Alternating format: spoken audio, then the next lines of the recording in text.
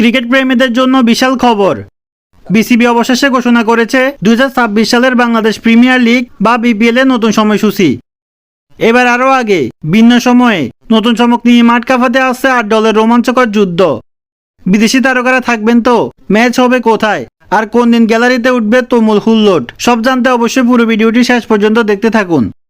BCB সভাপতি ফারুক আহমেদ 2026 সালের BPL নিয়ে জানালেন গুরুত্বপূর্ণ এক সিদ্ধান্তের কথা।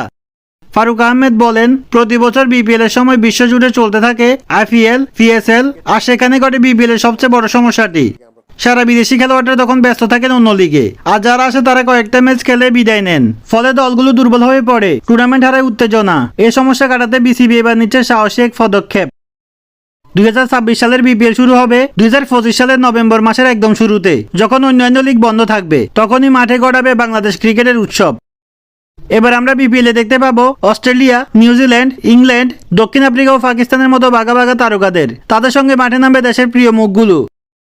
প্রিয় দর্শক, আপনারা কি মনে করেন বিপিএল এর ভালো ভালো বিদেশি খেলোয়াড় অংশগ্রহণ করলে বিপিএল এর মান উন্নয়ন হবে? কমেন্টে জানাতে ভুলবেন না।